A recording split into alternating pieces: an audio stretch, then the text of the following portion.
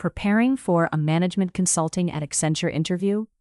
You've reached Candy Mentor, and this video is for you. We'll walk through 20 key questions you're likely to face. For each question, you'll see a sample answer, followed by the key points to cover. Subscribe, like and share, and drop a topic request in the comments. Question 1. Walk me through your background and why you want to pursue management consulting at Accenture. My background combines analytical problem-solving, teamwork, and execution. I have worked on projects where I had to break down ambiguous problems, analyze data, align stakeholders, and deliver practical recommendations. Consulting appeals to me because I enjoy variety, steep learning curves, and measurable client impact.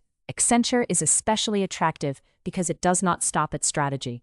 It helps clients implement technology, operating model, and change initiatives at scale.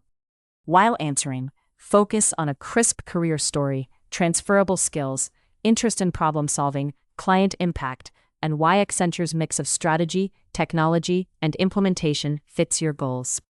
Question 2. Why Accenture rather than another consulting firm? Accenture stands out because it combines advisory thinking with deep execution capability. Many firms can produce a strategy deck, but Accenture can also help a client move to cloud, redesign processes, deploy analytics, train users, and manage adoption globally. That breadth matters to me because I want to see how recommendations become real business outcomes. I am also drawn to Accenture's industry focus and exposure to digital transformation projects. Make sure to cover Accenture's differentiated position across strategy, technology, operations, industry depth, global scale, and delivery capability. Avoid generic praise. Connect those strengths to your career interests. Question 3. How would you approach a case interview if the client asks how to improve profitability? I would first clarify the objective, whether the client wants higher margins, absolute profit, or short-term cash improvement. Then I would split profitability into revenue and costs. On revenue, I would examine price, volume, mix, retention, and channels. On costs, I would separate fixed, variable, labor, procurement, and overhead. I would identify the biggest drivers, test hypotheses with data, quantify improvement potential, and recommend actions based on impact and feasibility. In your answer, talk about structuring the problem, separating revenue and cost drivers, asking clarifying questions, using hypotheses, calculating impact, and ending with a prioritized recommendation. Question 4. A retail client has declining sales despite increased marketing spend. How would you diagnose the problem? I would avoid assuming marketing is the only issue.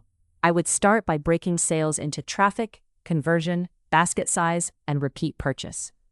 If marketing spend increased but sales fell, I would test whether the campaign reached the right segments, whether conversion dropped, or whether product availability and pricing hurt demand. I would compare channels, regions, and customer cohorts, then isolate whether the root cause is marketing effectiveness, competition, assortment, or in-store execution. Be sure to mention customer segments, conversion funnel, pricing, product assortment, channel performance, competitive dynamics, marketing ROI, and operational factors such as stockouts or poor customer experience. Question 5. How would you build a digital transformation roadmap for a traditional insurance company? I would start with the business ambition, not the technology. For an insurer, that might mean faster claims processing, lower servicing cost, or better customer retention. I would assess current processes, systems, data quality, and pain points across underwriting, claims, distribution, and service. Then I would prioritize use cases by value and complexity, such as digital claims intake or AI-assisted underwriting. The roadmap would include pilots, scaling waves, governance, training, and benefit tracking. While answering, focus on current state assessment, customer pain points, technology architecture, process redesign, prioritization, business case, change management, implementation waves, and measurable benefits. Question 6. If a client has 10 potential initiatives, but limited budget, how would you prioritize them? I would create a prioritization matrix with value on one axis and feasibility on the other. Value would include revenue uplift, cost savings, risk reduction, customer experience, and strategic importance. Feasibility would include investment required, implementation complexity, technology dependency, regulatory risk, and change readiness. I would recommend quick wins first if they build momentum, while sequencing larger initiatives based on dependencies. The final answer should balance financial return with execution reality. Make sure to cover a structured prioritization framework using financial impact, strategic alignment, implementation effort, risk, dependencies, time to value, and stakeholder readiness. Question 7. A consumer goods company wants to enter a new emerging market. What factors would you analyze? I would assess 3 areas: attractiveness, ability to win, and entry economics. Attractiveness includes market size, growth, customer segments, disposable income, and regulatory conditions. Ability to win covers brand fit, local competition, distribution access, pricing, and product localization. Economics include CapEx, working capital, margins, supply chain cost, and payback period. I would compare entry options such as partnership, acquisition, distributor model, or greenfield launch before recommending a phased approach. In your answer, talk about market attractiveness, customer demand, competition, pricing, regulation, route to market, supply chain, localization, investment requirements, risks, and entry strategy options. Question 8. Estimate the annual market size for food delivery in a large city. I would use a bottom-up approach. Suppose the city has 5 million people and 2 million households. If 60% are target households, that is 1.2 million. If each orders food delivery twice per month on average, that is 28.8 million orders annually. At an average order value of $25, the market is about $720 million. I would sanity check by comparing restaurant density, income levels, app penetration, and known benchmarks from similar cities. Be sure to show a logical top-down or bottom-up approach. State assumptions clearly, calculate cleanly, sanity check the answer, and explain what data you would validate later. Question 9. How would you manage change adoption during a large ERP implementation? ERP success depends as much on people as on software. I would start by mapping impacted roles and understanding what changes for each group. Then I would build a change plan with leadership sponsorship, clear communications, role-based training, and a network of super users. I would track readiness through attendance, testing participation, issue logs, and adoption metrics after go-live. If resistance appears, I would address root causes rather than simply pushing harder. While answering, focus on stakeholder mapping, communication, training, process ownership, resistance management, super users, leadership alignment, adoption metrics, and reinforcement after go-live. Question 10. Tell me about a time you handled resistance from a senior stakeholder. In a project, a senior stakeholder opposed a process change because they believed it would slow their team down. I first met with them one-on-one to understand the concern instead of debating in a group setting. Then I showed data from a pilot indicating the new process reduced rework by 20%. We adjusted the rollout to include extra training for their team. That turned resistance into support and helped the project move forward. Make sure to use the STAR structure. Explain the stakeholder's concern, show empathy, describe how you use data and alignment, and highlight a measurable or practical outcome. Question 11. What would you do if the data you receive from a client appears inconsistent? I would not immediately use inconsistent data in analysis. First, I would identify where the mismatch occurs: definitions, timing, source systems, extraction logic, or manual adjustments. I would reconcile totals against trusted reports and speak with data owners to understand business context. If the issue is immaterial, I would document assumptions and proceed cautiously. If material, I would flag the risk early and propose a validation plan before making recommendations. In your answer, talk about data validation, source reconciliation, definitions, time periods, ownership, materiality, documenting assumptions, and communicating uncertainty transparently to the client team. Question 12. A client wants to reduce costs by 15% without hurting customer experience. How would you approach it? I would start by building a cost baseline by function, process, and cost type. Then I would identify which costs directly affect customer experience versus those that are non-value added. Opportunities might include process simplification, automation, vendor renegotiation, demand management, and reducing management layers. I would test each idea against customer impact and savings potential. The goal is not just cutting 15%, but creating a leaner operating model that protects service quality. Be sure to distinguish strategic cost reduction from blunt cuts.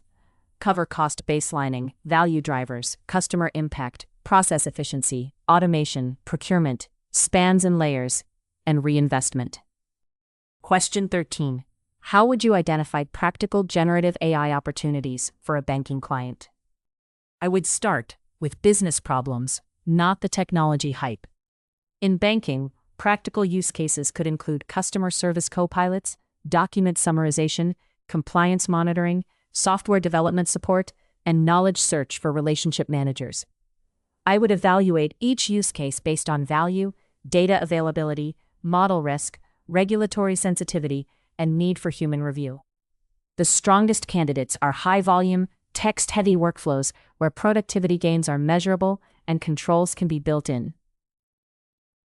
While answering, focus on business use cases, feasibility, data sensitivity, regulatory controls, human oversight, ROI, risk management, operating model, and responsible AI governance.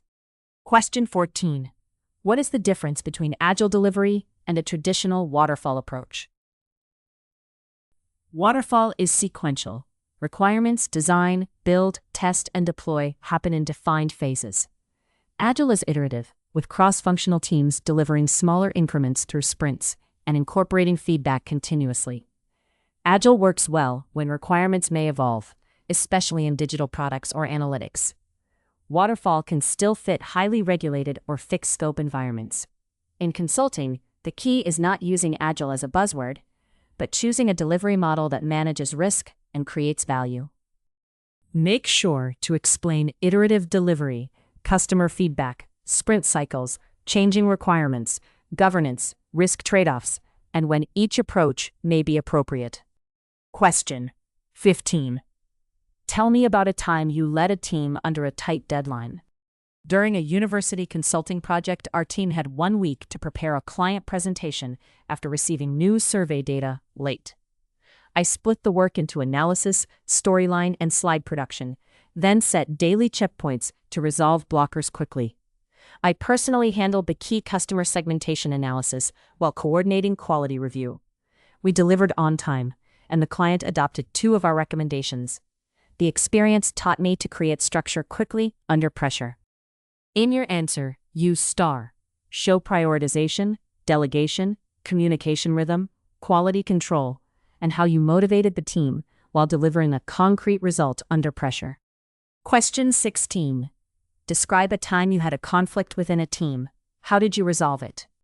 In one team project, 2 members disagreed on whether we should prioritize depth of analysis or speed of delivery. The tension started affecting progress, so I suggested a short reset meeting. I asked each person to explain their concern and then mapped our remaining work against the deadline.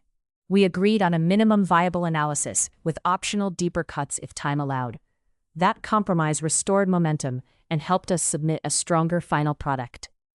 Be sure to demonstrate maturity, listening, separating facts from emotions, aligning on objectives, creating a practical resolution, and preserving the working relationship.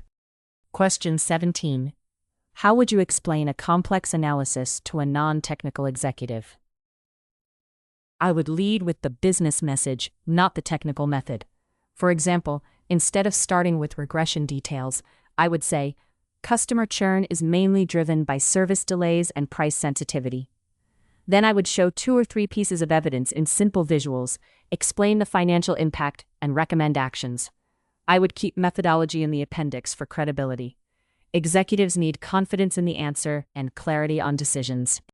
While answering, focus on executive communication.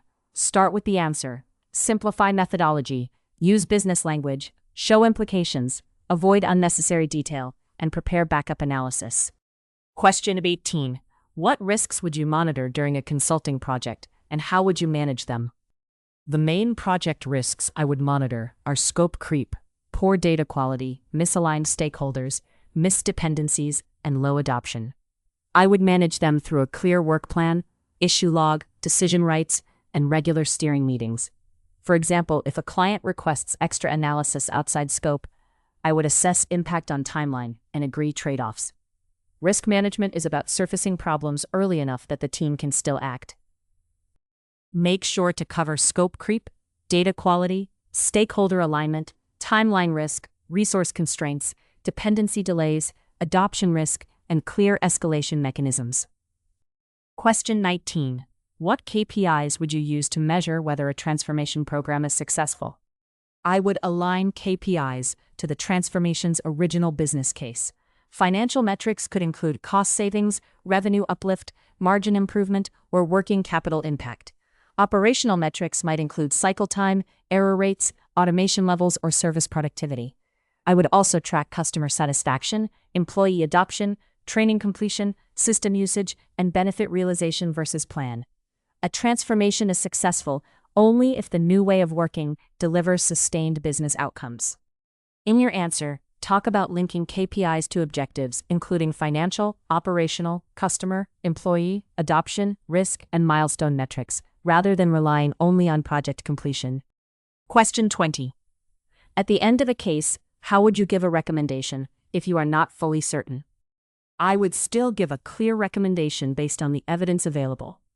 I might say, I recommend entering the market through a local distributor because it offers the best balance of speed, risk, and investment.